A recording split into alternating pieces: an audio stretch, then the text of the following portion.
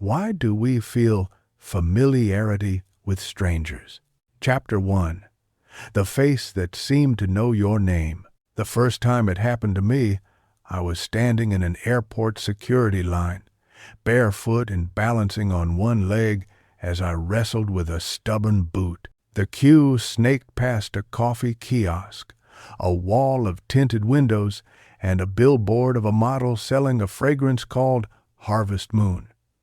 Nothing special, everything overstimulated. Yet in a sudden pocket of quiet I glanced up and saw a man 2 lanes over, soft jaw, dark hair, that tiny tilt at the corner of his mouth as if he were listening to a joke only he could hear, and I felt a small, disorienting bloom of relief.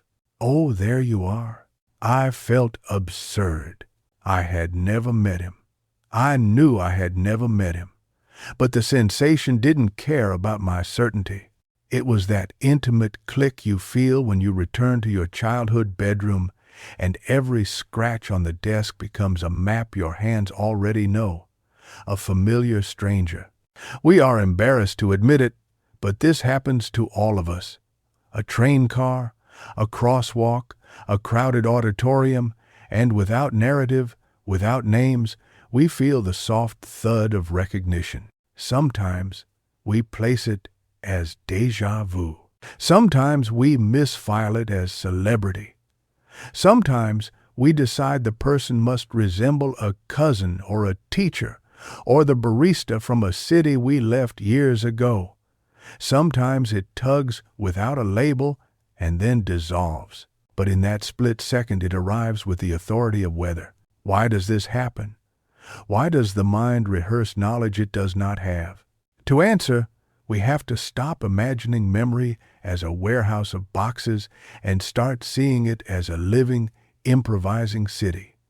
In a warehouse, you pull a file and confirm a fact. In a city, you turn a corner and stumble into a festival already in progress, drums, lanterns, a chant you think you might have heard somewhere. Our sense of familiarity with strangers emerges from this city's logic, how it predicts, compresses, misremembers, mirrors, protects, and longs. It begins with faces, the face factory. Your brain is a face-detecting machine that would rather be wrong than late. Long before you learned your first password or PIN, you learned your first face.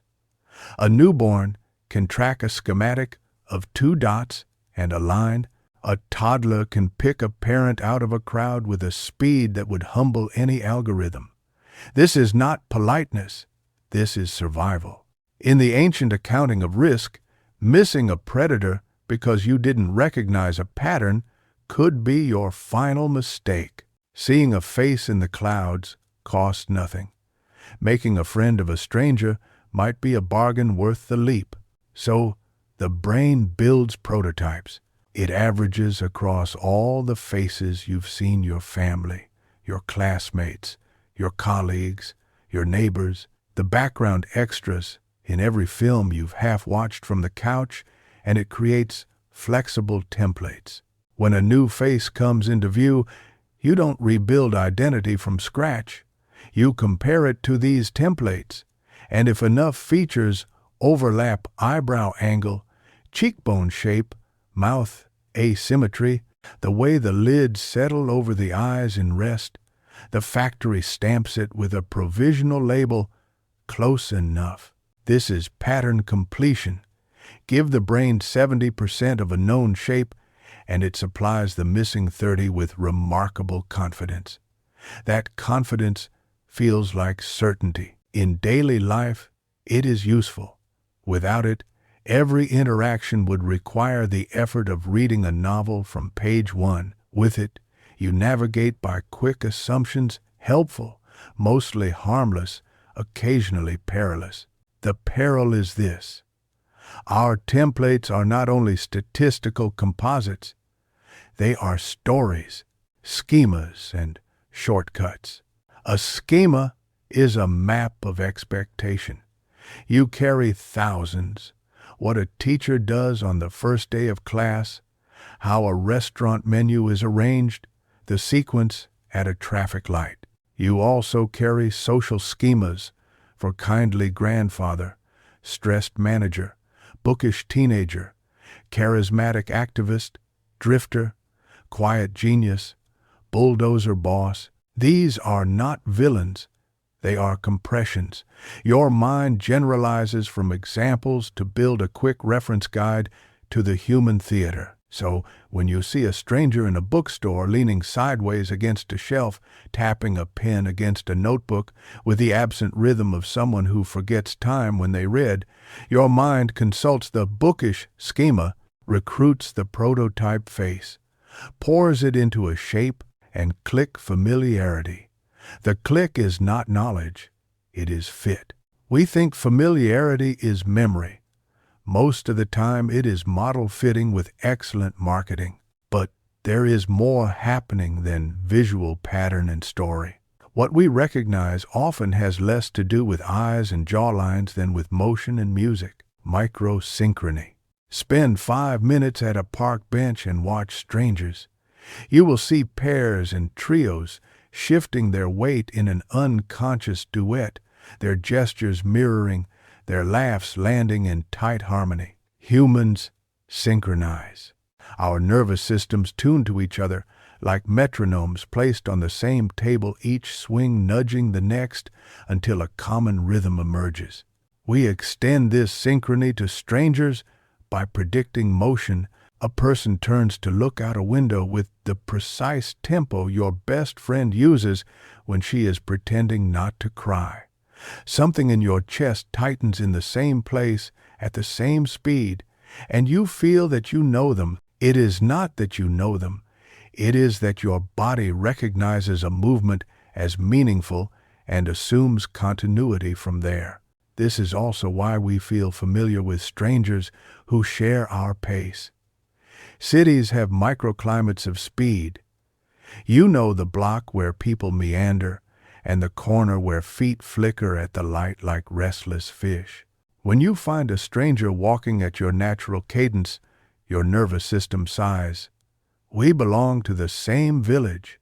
Cadence is a confession, mere exposure, and invisible rituals. Another ingredient in the recipe is repetition. The more we are exposed to a stimulus, a melody, a brand, a face shape, the more fluent our processing becomes. Fluency feels good. It registers as ease, and ease registers as truth or safety unless we deliberately correct for it.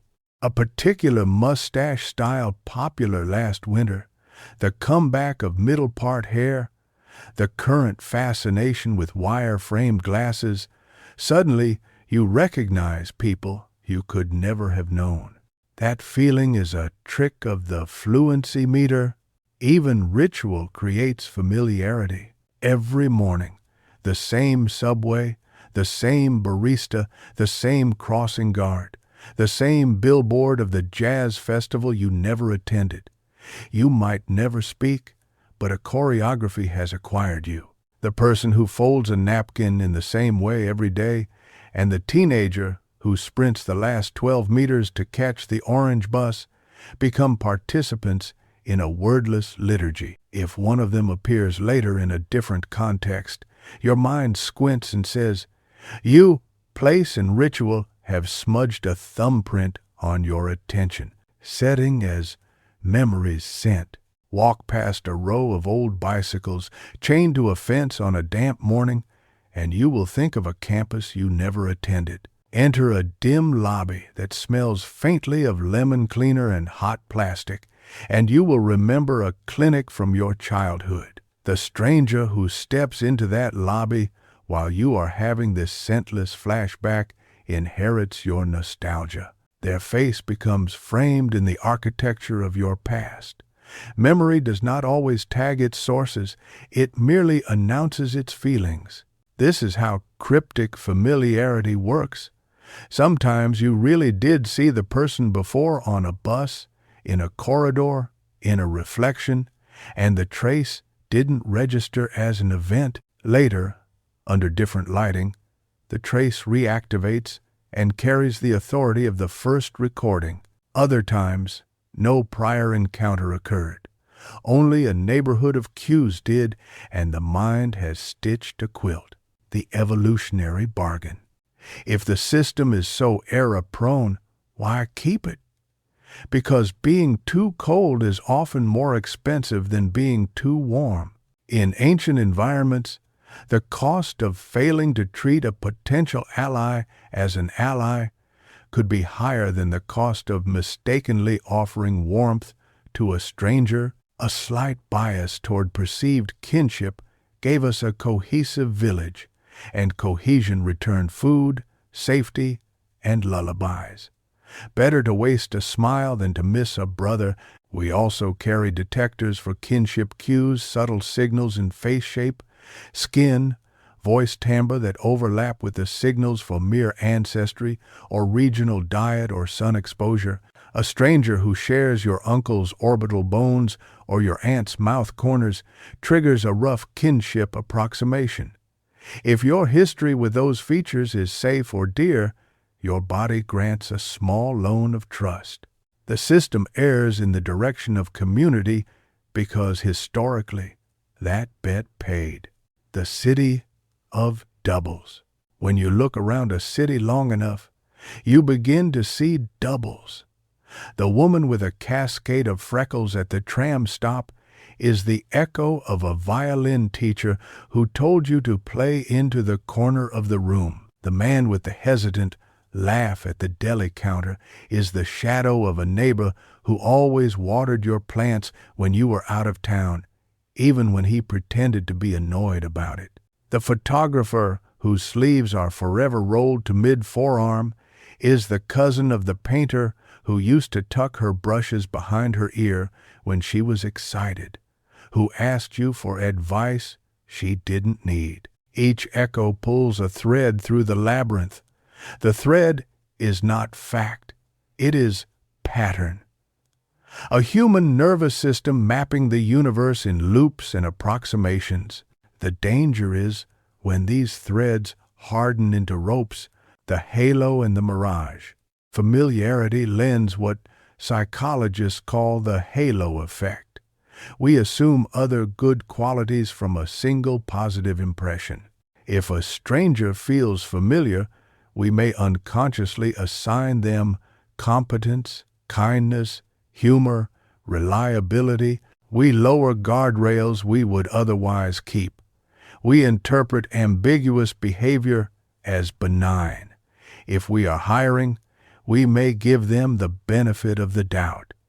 If we are dating, we may ignore a small shard of worry. The mirror image is worse.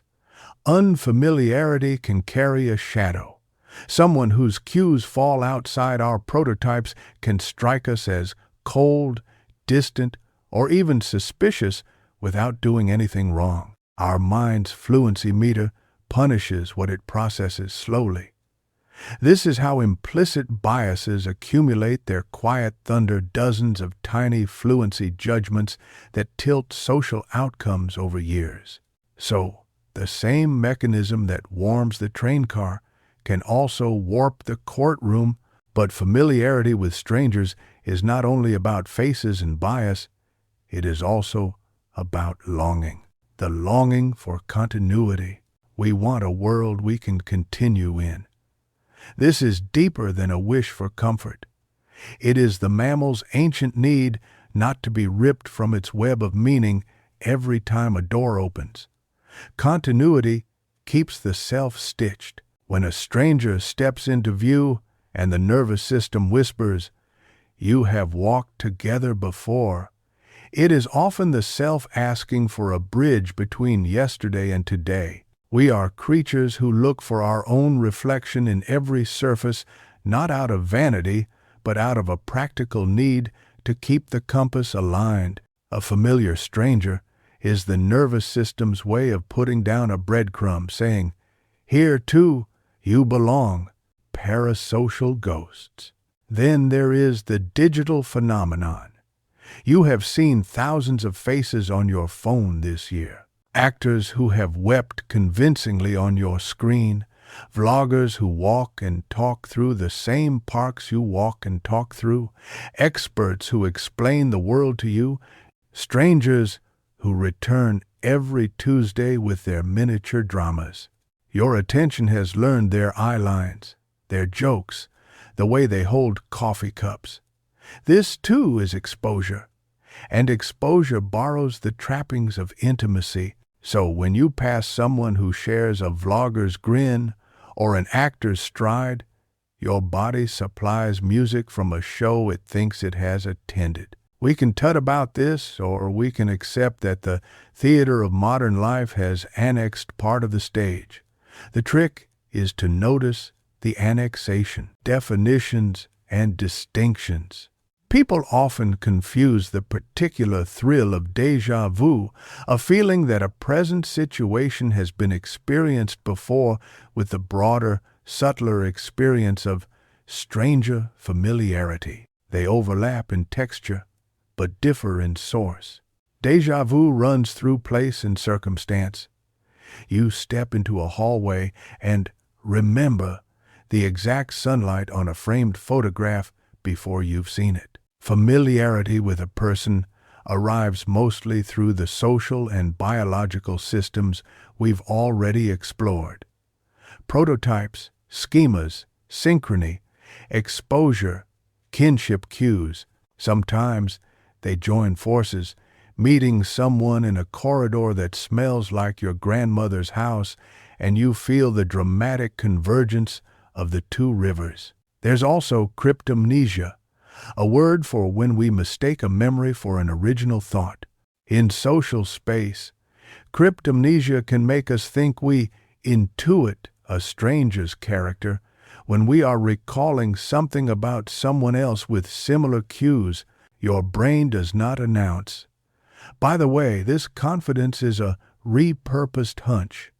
It simply serves the conviction, and there is pareidolia, the tendency to perceive meaningful patterns in random stimulus. The face in the moon, the meaning in static. Pareidolia is the cartoonist inside your head, drawing eyebrows where there are only shadows. The cartoonist is generous with ink.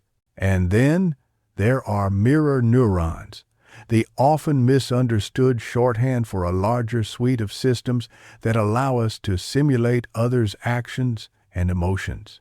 Whether or not the exact cells behave as the early stories promised, your brain does rehearse what it sees. Watch someone twist their ankle, and your body tenses in sympathetic rehearsal. Watch someone light up at the arrival of a friend, and you feel a coil loosen in your chest. In rehearsal, a little bit of we sneaks in. Familiarity is the dividend. The kindnesses we don't recognize. Imagine a street of shop fronts on a late afternoon. A florist ties a ribbon around a small bouquet. A boy with a scooter stops to watch. A woman in a blue coat tries the zipper 3 times before she gets it right. Her shoulders settle an inch. A man places his palm on the head of a dog he does not know. In each vignette, you watch a small problem solve itself. Relief is the oldest kind of familiarity. We recognize relief in strangers because we are deeply practiced in noticing its opposite in ourselves. Sometimes, familiarity is simply the experience of witnessing someone navigate a hinge. The pause before stepping into water, the recalibration after a small embarrassment, the laugh that follows a held breath, and feeling the mercy of not being alone in that particular choreography. This, too, can mislead us. We might assign moral excellence to someone merely because they carry their hinges the way we do. But it can also be the doorway to something generous, the ethical edge. So what are we to do with this mechanism that is sometimes a lantern and sometimes a fog? If the first half of wisdom is to understand the system, the second half is to practice with it, until our reflexes learn the difference between the music and the musician. The practice begins with naming. When the click arrives, there you are, we can learn to say inwardly, pattern fit. Not to banish the warmth, but to hold it in the light like a coin, to see whether it buys anything here. We can ask, what am I recognizing? Pace, gesture, features, costume, context, a cousin of a memory? The question itself loosens the spell. The next move is to grant grace without surrendering judgment. Let the stranger benefit from your gentle tone, your patience at the counter, your assumption of basic decency. Do not, in the same breath, hand them your wallet or your vote or your heart. Verify. Learn names. Give yourselves time to introduce the facts to the feeling. Meanwhile, we can attend to the shadow side. When unfamiliarity brings a chill, when the pace is different, the cadence not ours, the cues outside our prototype, we can soften the meter by asking a better question. Am I measuring fluency or character? Often, the moment we notice the meter is when we catch it lying. Some days, all this vigilance sounds exhausting. It is work, but it's the kind that frees us. The goal is not to become a cynic who trusts nothing, nor a romantic who trusts everything, but a citizen who can let the music pass through and still hear the words, stories, as antidote. If exposure creates false familiarity, it can also create true familiarity. One of the simplest ways to widen our prototypes is to read and watch and listen beyond our repetition loops. A year of novels by writers from cities you've never visited will rewrite the stories your schemas reach for. A season of documentaries about lives unlike yours will teach your fluency meter new tempos. You will begin to feel that nice click in places that used to feel cold, and the world will become less provincial to your nervous system. This is not virtue signaling. It is nervous system training. It is the work of growing a larger village inside your skull. And stories not only widen, they reveal what was in common all along. When you read about a fisherman on the other side of the world worrying about his aging mother's hands, you find the same hinge you saw on the street yesterday. Familiarity with strangers turns out not to be a quirk, but a thesis. We are not as separate as the billboard of Harvest Moon insists, a map of exceptions. Of course, there are times when the feeling is not a gentle click but a shock. I know you. This can happen with trauma, with grief, with joy. You see a stranger who wears the posture of someone you loved and lost, and the body misinterprets the echo as return. In those moments, the ethical edge changes. Your task is to feel what you feel while not assigning to the stranger a role they did not audition for. Let your grief or joy have its weather. Do not make the sky a liar. There are also times when the familiarity is mutual and inexplicable. Two people in a new city turn the same corner and, in the act of turning, recognize nothing and everything. Call it chemistry or temperament rhyme.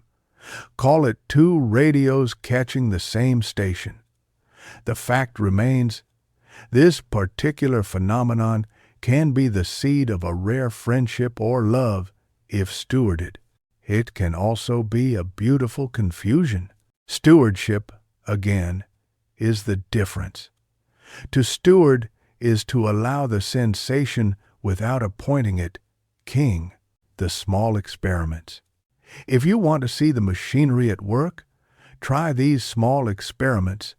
As you move through a week, notice cadence. See who walks at your pace, who speaks at your rhythm, who pauses where you pause. Record your first impression, then rewrite it after you learn one factual thing about the person. Track prototypes. When someone feels familiar, write down which features or gestures they share with someone you actually know. Distinguish the features from the feeling. Disrupt exposure. Sit in a different chair at your cafe. Take a different train car. Change the route you walk by 1 block. Observe how quickly unfamiliarity becomes familiar with 3 repetitions. Widen your field. Spend 30 minutes each day consuming stories crafted by people unlike you in identity, profession, or nation. Watch how fluency grows without flattening difference. Practice names. Turn the friendly click into an introduction instead of a projection. I think we commute at the same time most mornings. I'm Maya. See what replaces the template when a real person looks back. These experiments are not prescriptions. They are ways of gently teaching your nervous system to tell the difference between a pattern and a person. The airport again. By the time I reached the front of the security line that day, the man whose face seemed to know my name had drifted into another river of travelers. He placed his laptop in the gray tub with a careful economy, slid off his shoes, smiled at a child who was still learning how to aim a plastic dinosaur at the bins. He did nothing remarkable. Yet the click would not fully vanish, and I found myself narrating a story for him, a job in a city that disappoints him less than he expected, a sister who texts him photographs of her garden, a hobby that smells like glue and varnish, a habit of whistling without realizing. I had to smile at my audacity. I had built a house around a shadow. The person behind me cleared her throat, and the line moved. I stepped forward, palms pressed to my shoulders, and walked through the arch. A beep, the smallest of alarms, a quick second pass. I put my boots back on, shouldered my bag, and watched the crowd reassemble itself into 1,000 near villages, each defined by pace and posture and the private weather of anticipation. I never met the man. No dramatic reunion at baggage claim, no coffee offered while we waited for our flights. He was a stranger, and yet the familiarity had done a subtle thing to me. It had reminded me that my mind is not a librarian carefully stamping the dates of my borrowings. It is a musician playing along to the room. Sometimes the tune is old, sometimes it is new, often it is both. And it's only my insistence on certainty that gets me into trouble. What matters is not to banish the music, but to learn how to listen. As I walked toward Gate 23, past the fragrance billboard and its promise of dusk in a bottle, I drafted a quiet pact with myself, to treat the click as a beginning, not a verdict, to test it with facts, to let it teach me who I had trained myself to see and who I had trained myself to miss, to widen the city inside my head until 1,000 different faces could feel like home without erasing their difference. In the chapters ahead, we will move from anatomy to practice, from explanation to experiment.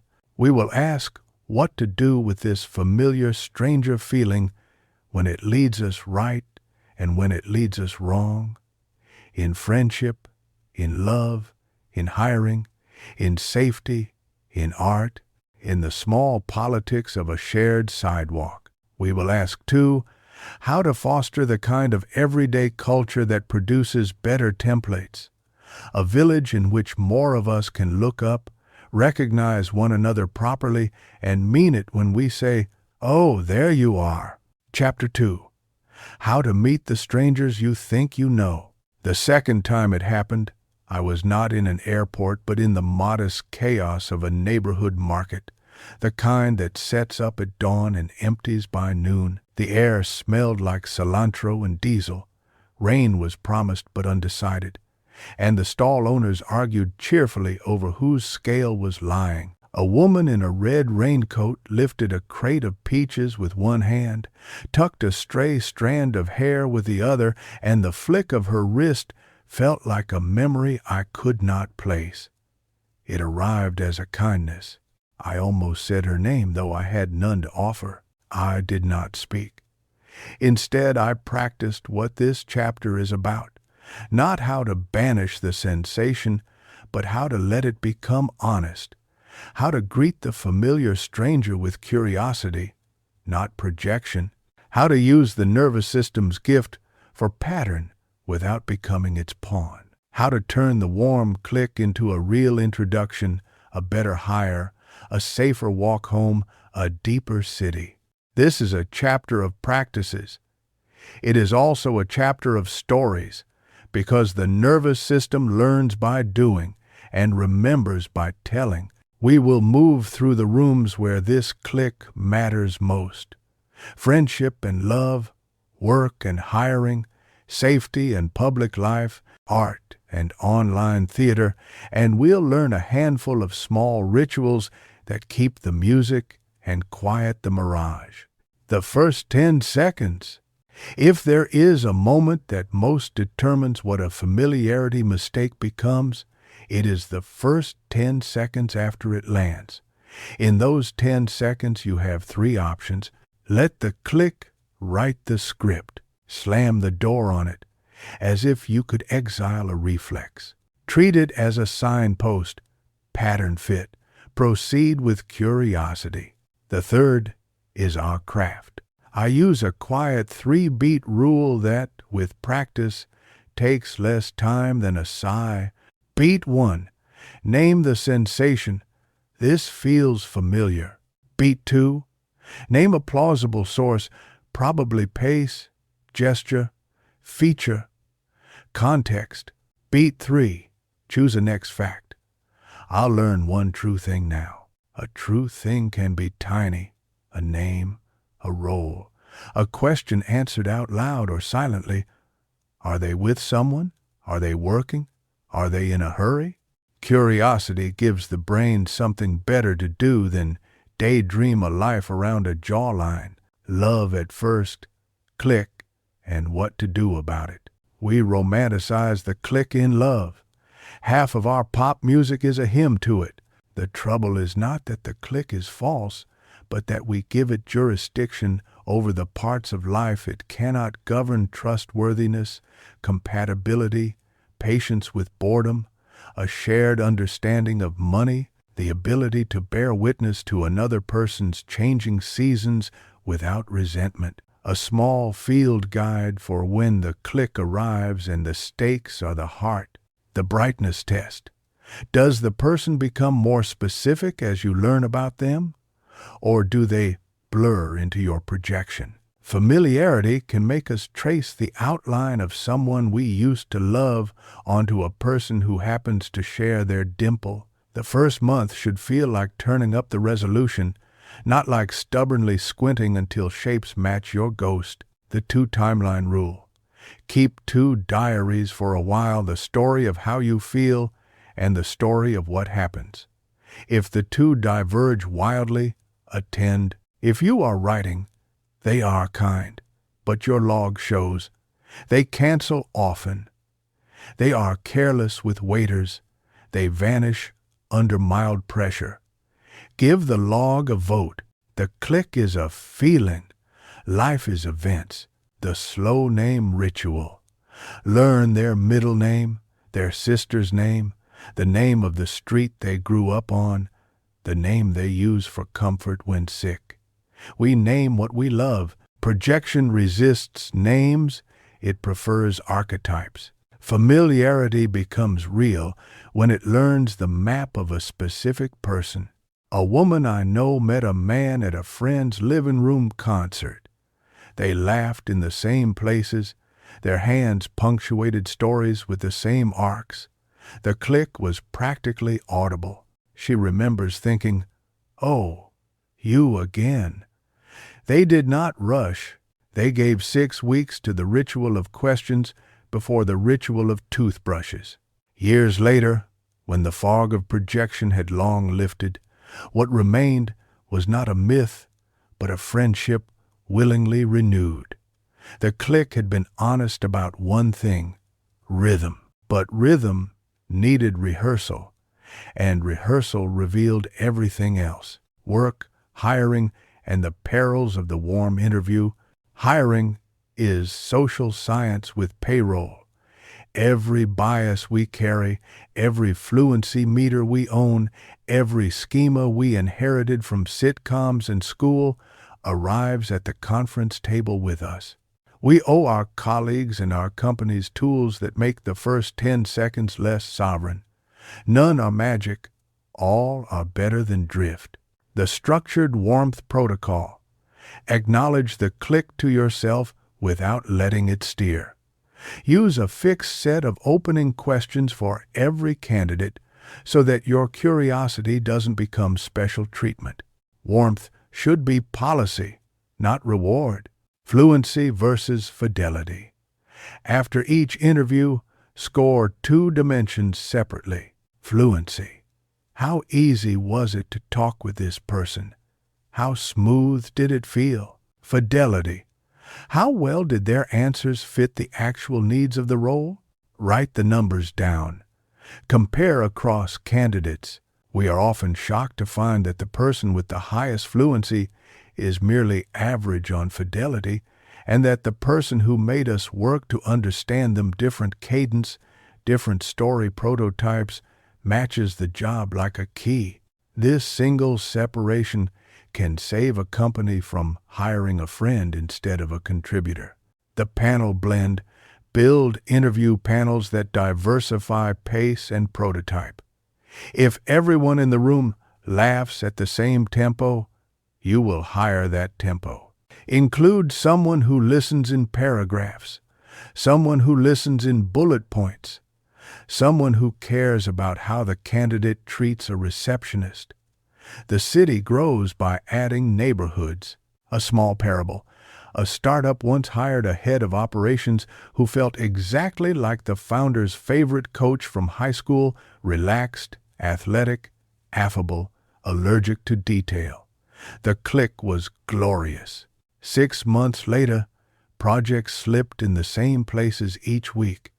The coach had been a beautiful prototype for motivation, not for logistics.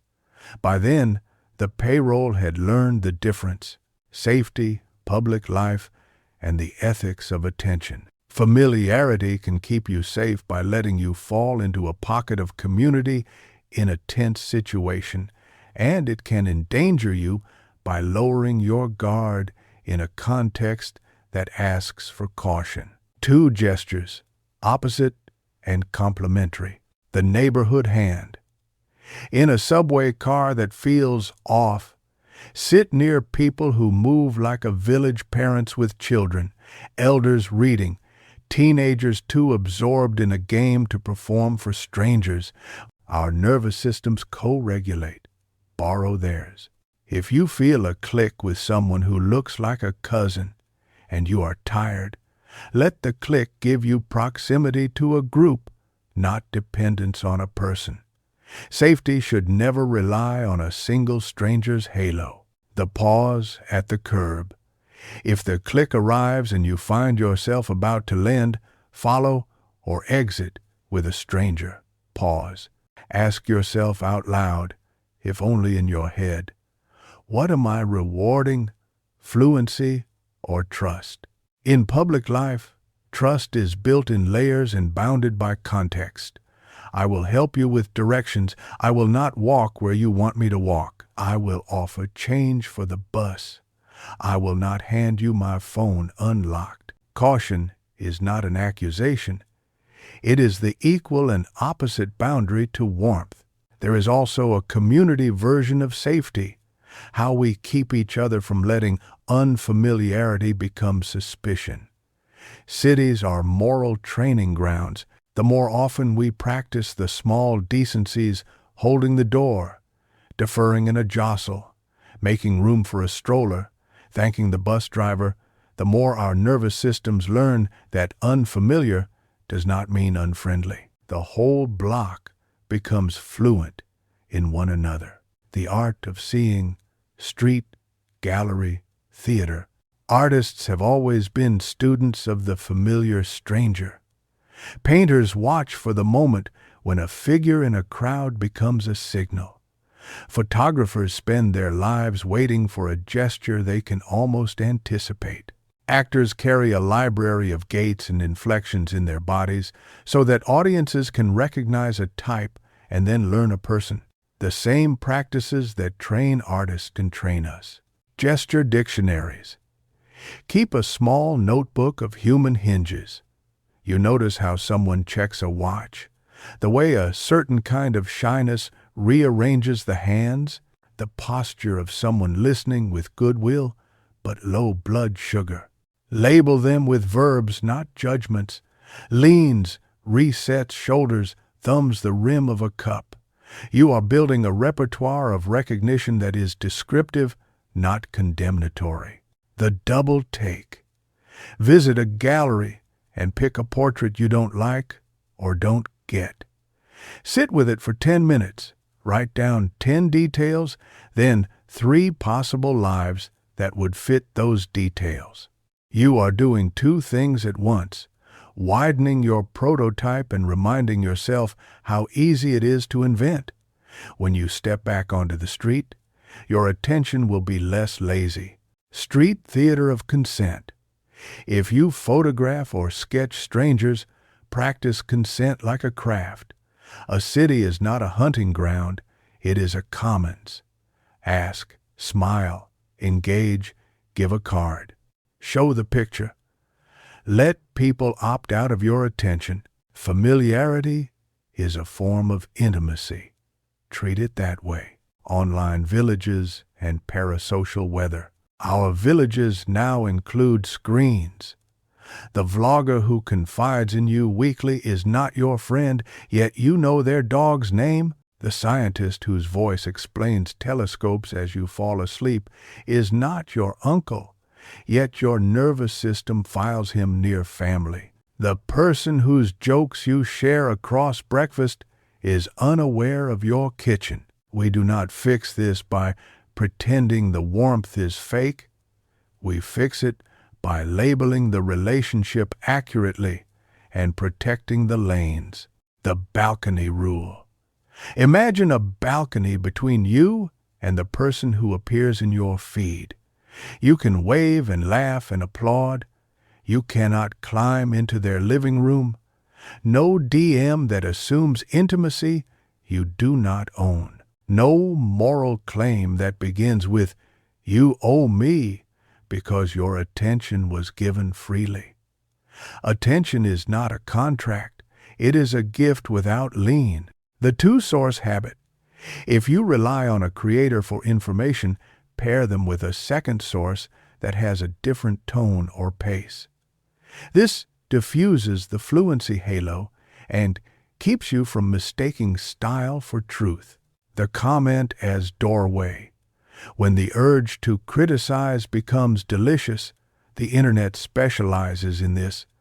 Ask whether your reaction is to unfamiliar cadence or to content. Return to the fluency versus fidelity question. It makes comment sections less poisonous and your own mind less trivial. Culture, difference, and the schooling of prototypes. Our first prototypes are accidents. The people we grew up among, the bodies we saw in authority, the voices that read us stories. If those prototypes were narrow, our fluency meter will punish difference until we teach it new songs. There is no shortcut to this schooling. There is joy in the work. The year of elsewhere. Choose 12 months and 12 places you do not belong to. Each month, read one novel and watch one film made by artists of that place. Listen to a radio station online. Learn a recipe. The goal is not appropriation. It is fluency. Your nervous system will stop filing difference under difficulty and start filing it under variety. The city in your head will grow public parks. The wardrobe swap. If you manage a team, put different faces on the walls. Your people see conference speakers, credited contributors, the photographs in your slide decks. Make sure a child visiting your office can recognize themselves in someone celebrated there. Prototypes are public goods. The pronunciation practice. If a name is new to your mouth, learn it. Ask how it is said. Practice until your mouth knows it without effort.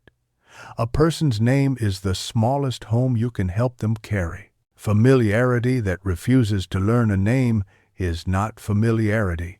It is consumption. When the click lies, case files and corrections, we cannot learn without mistaking.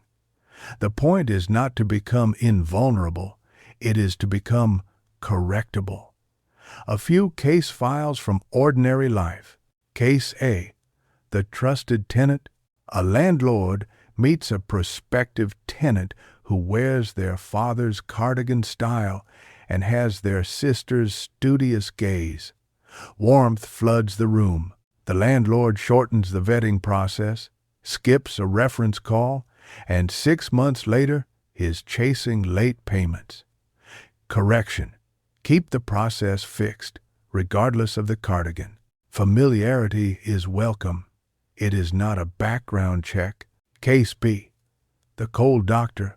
A physician from a culture where warmth is shown by efficiency and brevity meets a patient from a culture where warmth is shown by lingering and story. Both leave the visit slightly offended. The patient feels unseen.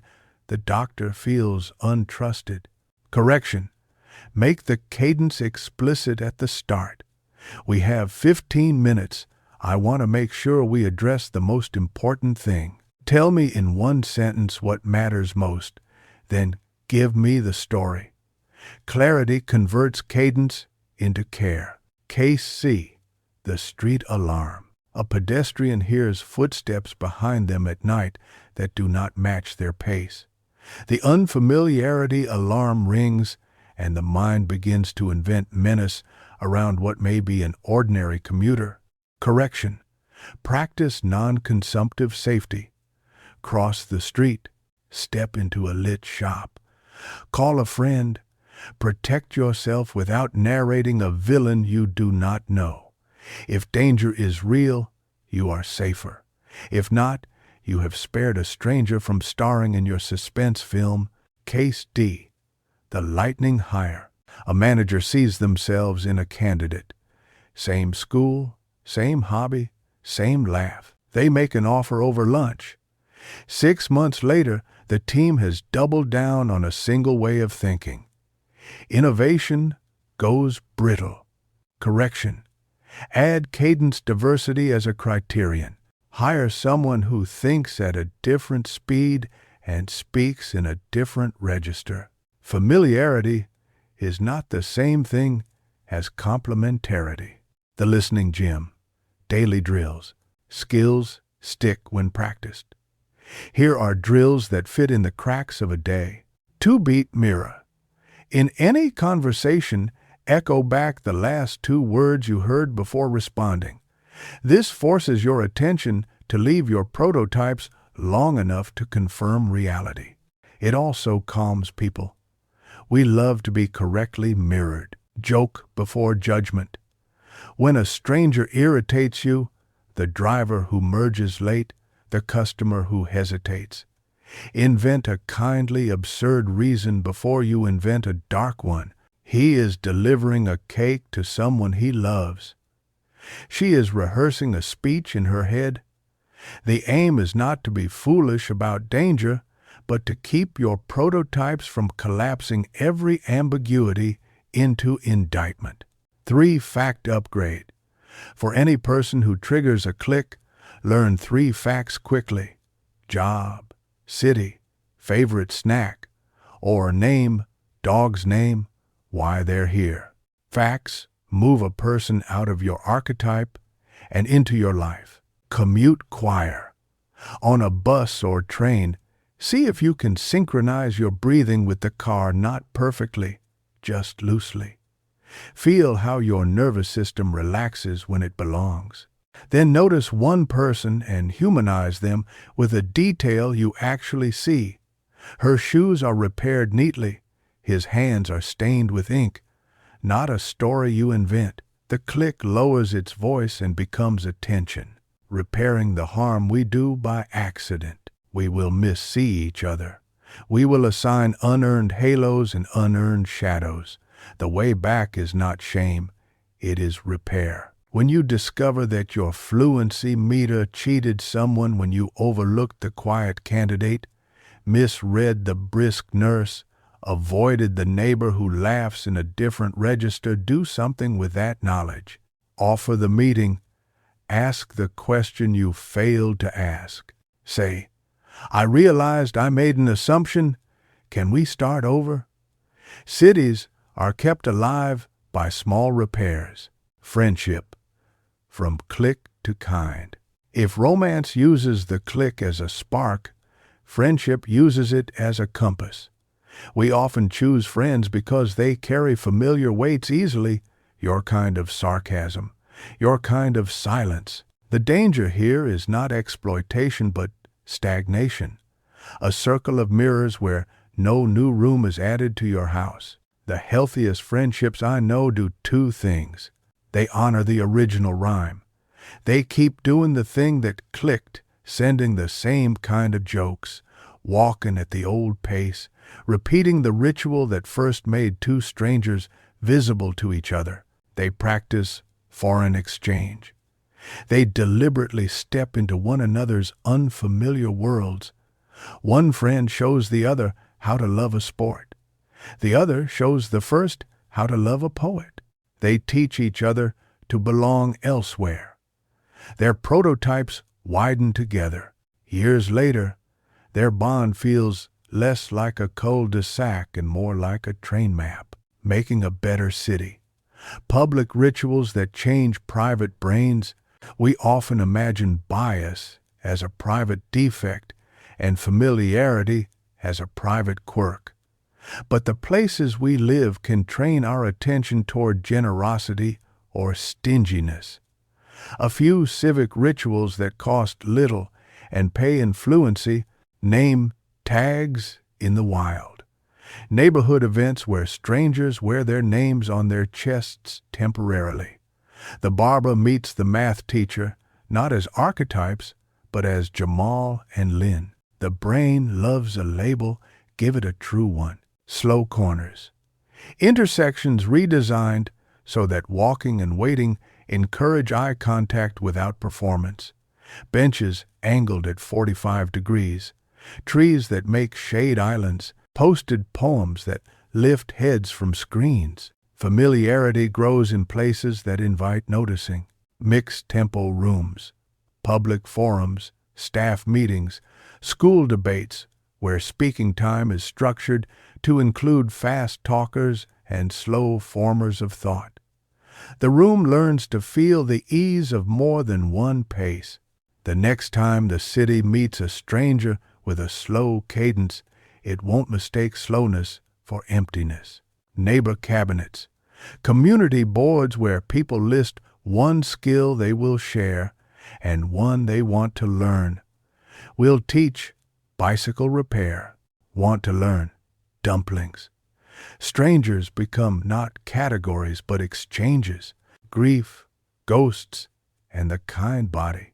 There is one place where the familiar stranger is more than a psychology lesson. Grief. When someone you love has died, the world fills with decoys. A coat, a walk, the way sunlight makes a face almost theirs. The click here is a kindness and a blade.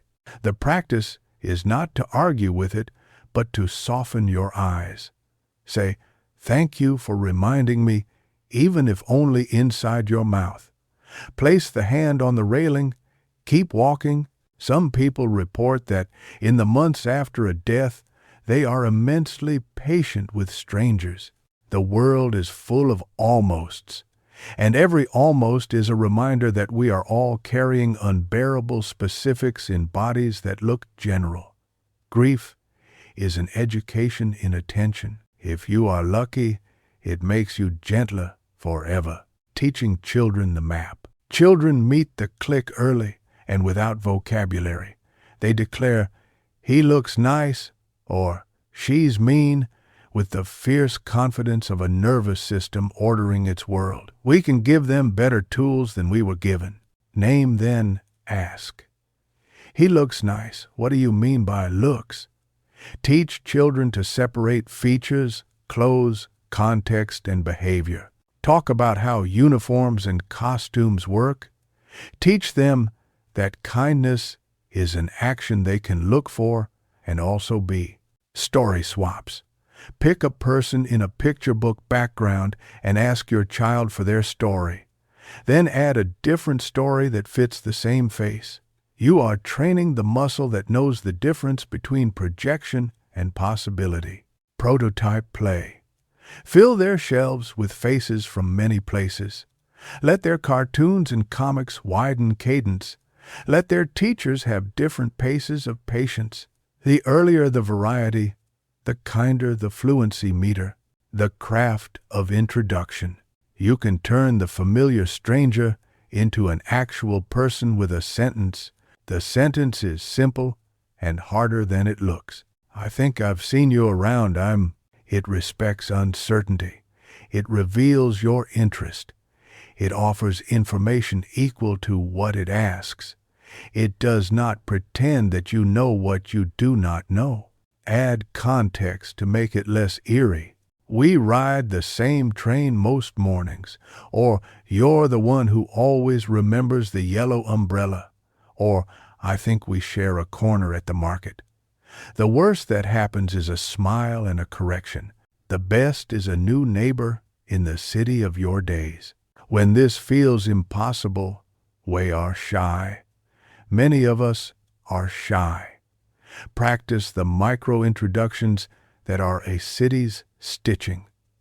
A nod, the half-wave, the thanks spoken with eye contact, the door held with a fraction of attention that says, I see you. We are not enemies. The nervous system can be trained with these seeds.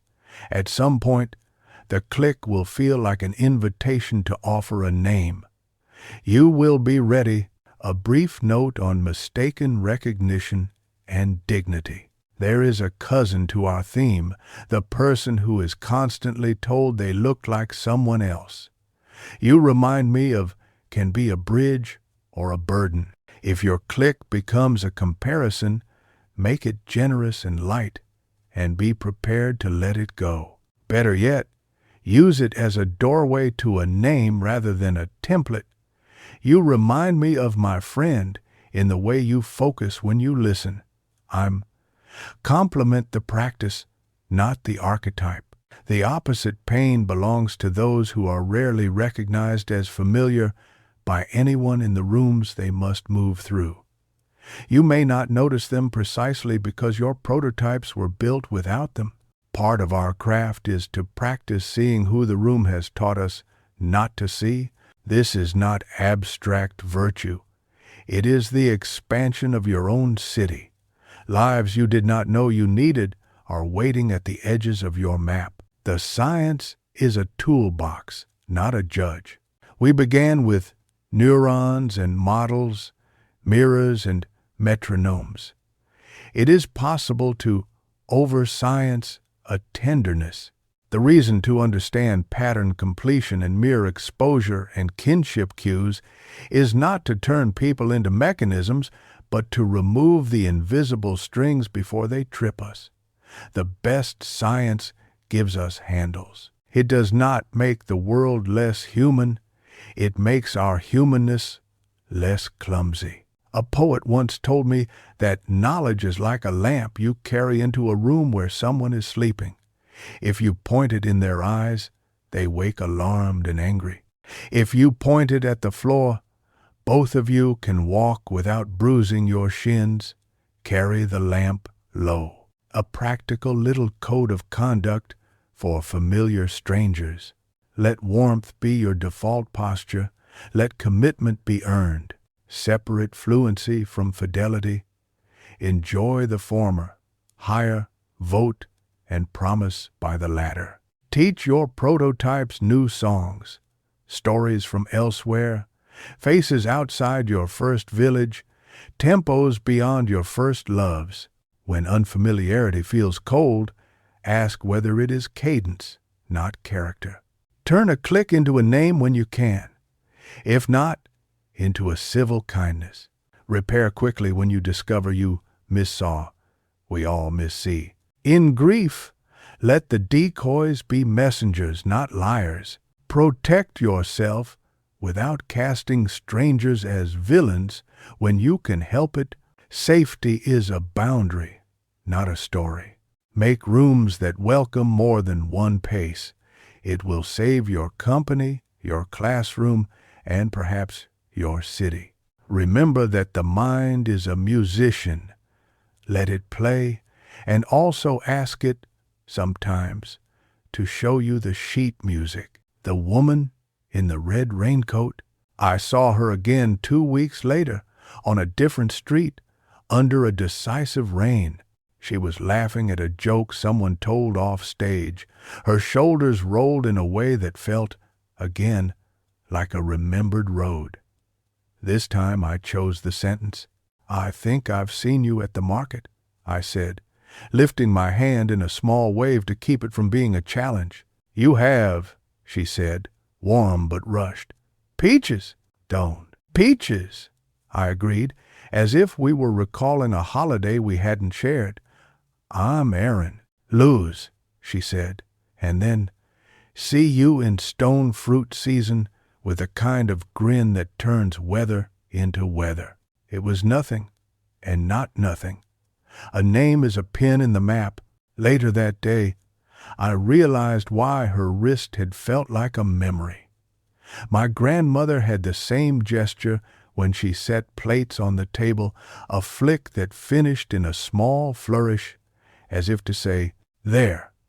My body had been grateful to see my grandmother at a market she never knew. Now it could be grateful to see Luz.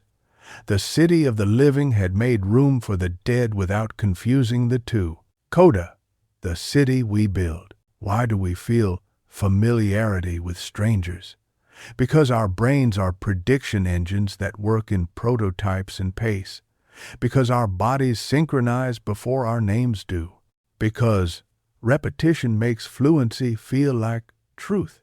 Because evolution taught us that a bias toward kinship is cheaper than a bias toward suspicion. Because stories are the way we compress the world. Because hunger for continuity is not a defect, it is a mammal's prayer. What should we do with that feeling? Learn its grammar, use its warmth, doubt its verdicts, widen its range, turn it into introductions and good hiring, and safer nights and kinder public rooms. Refuse its prejudices, repair its harms. Let it escort grief without appointing impostors. Teach it new songs until it recognizes more of the world as home without erasing the differences that make a city worth living in. If we are lucky and stubborn about this craft, our lives fill with people who used to be echoes and become specifics. The man in the airport line joins the choir of names you know. The teenager who speaks in a rhythm that used to confuse you becomes, 3 months later, someone whose cadence you can dance to. The neighbor who laughs too loudly becomes the friend who helps you move a couch at midnight. The face on your screen remains on your screen, and the face at your corner store becomes, eventually, part of the ritual that keeps you stitched to your days. Near the end of one long summer, I walked past the old billboard at the airport. The fragrance had changed, the moon renamed, and thought of all the people I had learned to meet more honestly, because I stopped asking the click to be a judge and asked it, instead, to be a doorbell. The city sounded different. It wasn't quieter, it was kinder. I still felt the familiar stranger feeling, often, but it had lost its arrogance and found its use. At a gate 2 down from mine, a child pressed her palms to the window and shouted, to no one in particular, "There you are." The plane she meant hadn't even landed yet. It was still a bright toy in the air, incoming, almost here. Everyone around her turned and smiled. We knew exactly what she meant. There is a way to live like that, recognizing what arrives without pretending we own it. Let the world come into view. Let the strangers keep their strangeness and still be welcomed by a nervous system that has learned to distinguish echo from person, prototype from name. Step forward when it is time. Wave, ask, learn. Build a city with your attention in which each day someone you almost knew becomes, by way of a question and a little care, someone you now do. The end.